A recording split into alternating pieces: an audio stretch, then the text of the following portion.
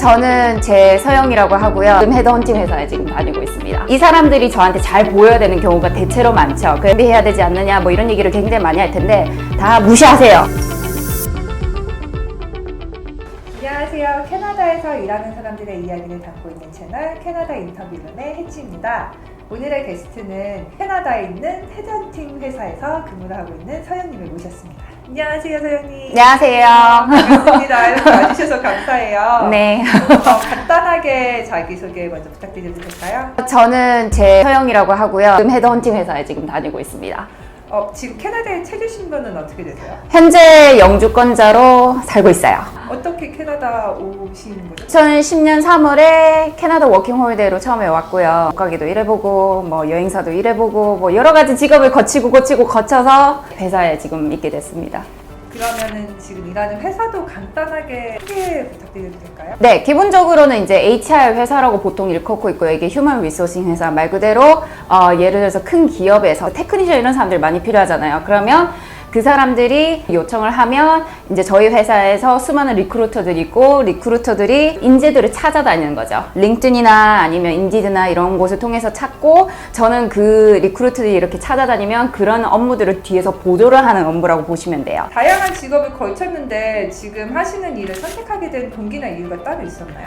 제가 사실은 이전에 다녔던 일에서 이제 일과 제 생활과의 중간에 이제 밸런스를 찾는 게 굉장히 힘들었고 스트레스를 굉장히 많이 받았었거든요. 그게 너무 힘들었던 차에 주변에 이제 캐네디언 친구들이 몇 명 있는데 이미 HR 회사에 다니고 있는 건너 아는 친구가 한 명 있었어요. 그래서 그 친구가 자기 회사에서 이런 포지션으로 사람을 구하는데 한번 해보지 않을래? 관심 있으면 나한테 레주메를 보내달라 했죠. 그래서 그 친구의 리퍼럴로 통해서 들어가게 된 거예요. 인터뷰는 직접 또 본 거죠? 저 같은 경우는 이제 1차, 2차만 들어갔거든요. 1차는 폰 인터뷰였어요. 리크루터가 이제 전화가 와서 이 시간대에 인터뷰를 볼 건데 괜찮느냐라고 질문을 해요. 그러면 시간을 조절을 하고 그 시간에 맞춰서 인터뷰를 보죠. 전화상의 인터뷰 같은 경우는 기본적인 컴퓨터 스킬이라든지 내 레주메 베이스로 깔려있는 어떤 업무를 하고 있는지 이런 것들에 대한 체크업 정도? 우리 회사에서는 이런 시스템을 쓰는데 혹시 이 시스템에 대해서 아느냐? 아니면 뭐 우리는 이런 커스터머 스킬도 필요하다 그런 것들에 너가 할 수 있느냐 이런 것들을 간단하게 질문을 하고요. 그 정도의 yes, no 정도로 확인을 하는 거지.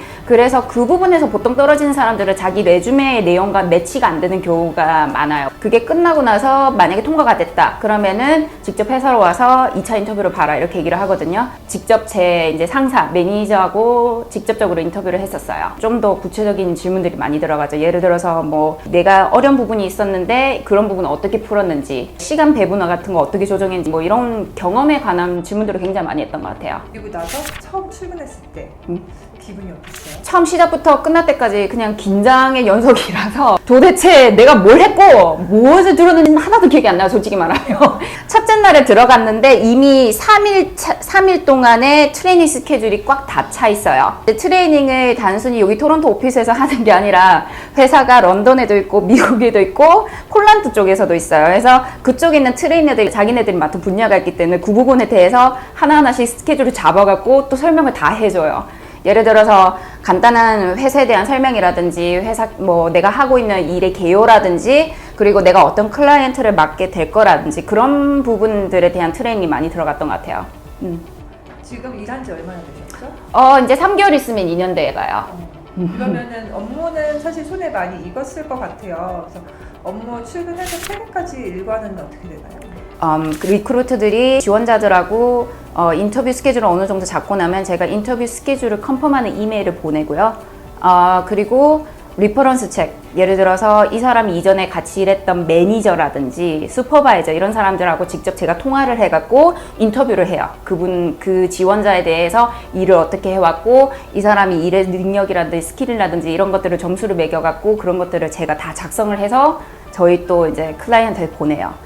리포트도 굉장히 작성을 굉장히 많이 하고요. 이메일로 주고받는 컨버세이션이 굉장히 많기 때문에 여러 가지 너무너무 많아요, 사실은. 지금 일하는 헤드헌팅 회사 뭐 HR 그쪽에서 일하는 직업에서만 느낄 수 있는 매력도 있을 것 같아요. 솔직히 말씀드리면 저희가 지원자를 찾고 이거를 하이링 매니저한테 넘기는 거기 때문에 제가 아무래도 갑인 상태가 굉장히 많아요. 이 사람들이 저한테 잘 보여야 되는 경우가 대체로 많죠. 그래서 지원자들의 행동이라든가 이런 것들을 저희가 세세하게 캐치도 할 수 있고, 제가 행여나 조금 실수를 했더라도 만회하기가 조금 좋다는 거? 물론 실수를 하면 안 되겠지만, 혹시 급여 부분도 여쭤봐도 될까요? 저 같은 경우는 회사마다 조금씩 틀려요. 뭐 엔트리 레벨 기준으로 봤을 때는 대체적으로는 지금 현재 뭐 시급이라든가 이런 거 다 생각했을 때 대부분 바운더리가 한 연봉 35,000에서 5만까지는 왔다 갔다 하는 것 같아요. 근데 케이스 바이 케이스긴 해요. 급여 외에 다른 베네핏은? 기본적으로 이제 뭐 덴탈이라든지 약 처방이라든가 이제 그런 부분들에 대해서 보통 80%에서 100% 정도까지 다 커버가 되는 것 같고요. 운동을 좋아하는 직원들이 있으면은 라이프 피트니스 이런 데서 커다란 디스카운트를 해줘요, 회사 내에서.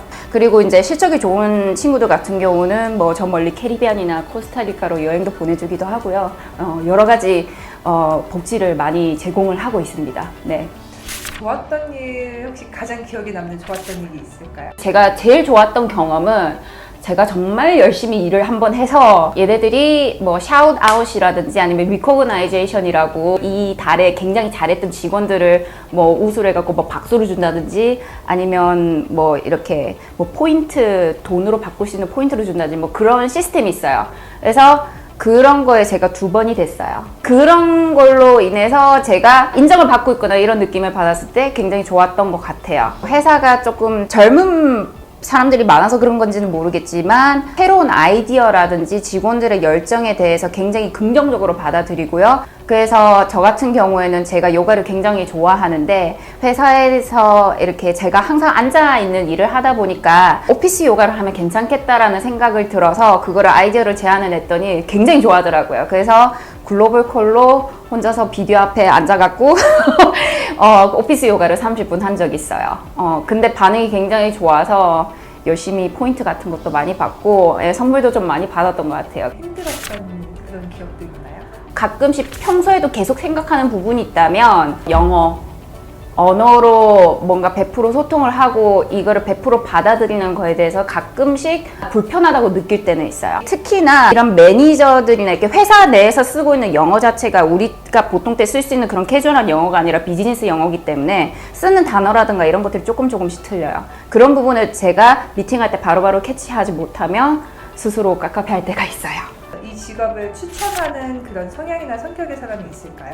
레주메를 직접 리크루트한테 받아갖고 보내고 뭐 시스템에 넣거나 이런 업무들을 하고 있기 때문에 특히나 인터뷰 스케줄 할 때 미스 커뮤니케이션으로 지원자가 때 아닌 이상한 시간에 나타났다든지 아니면 하이링 매니저가 그 시간에 못 맞췄다든지 이런 부분이 발생이 되면 안 되기 때문에 사실은 꼼꼼하신 분들이면 굉장히 추천을 해드려요. 미리 이 직업을 지금 준비하고 생각하고 있는 친구들에게 뭐 취업 꿀팁이나 그런 게 있을까요? 전공은 제가 알기로는 그 휴먼 리소싱 관련해갖고 여러 가지 컬리지에서 이렇게 하고 있는 걸로 알고 있고요. 수많은 사람들이 큰 회사에 있는 작은 이제 HR 부서로 들어가는 것도 원하고 있지만 실질적으로 제일 발을 디디기게 가장 좋은 거는 본인이 HR 공부를 하고 있고 컬리지를 다니고 있다. 그러면 제가 지금 다니고 있는 이런 HR 회사, 커다란 이제 회사에서 인턴십을 노리는 게 제일 좋아요.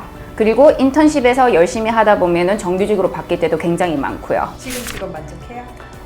사실은 굉장히 만족하고 있습니다. 무엇보다도 칼퇴근이 가능하다는 거, 전부 다 빨리 어서 가라고 이렇게 부추기는 문화이기 때문에. 생활도 한국에서 하다가 캐나다로 온 건데 캐나다 생활은 어때요? 만족스러워요? 일장일단인 것 같아요. 솔직히 말하면 캐나다는 한국보다는 조금 느긋해서 재미가 없으면 없을 수도 있어요. 근데 본인이 좋아하는 게 뭐냐에 따라서 찾으려면 찾을 수도 있다는 생각을 하고 있고요. 저는 두 생활 다 만족스러웠지만 지금 회사에서 내가 내 일을 집중을 할 수 있고 일 끝나고 난 뒤에 집으로 가서 편하게 쉴 수 있다는 그 부분에 대해서는 굉장히 크게 만족을 하고 있습니다. 혹시 제가 드린 질문 외에 하고 싶은 얘기가 있으실까요?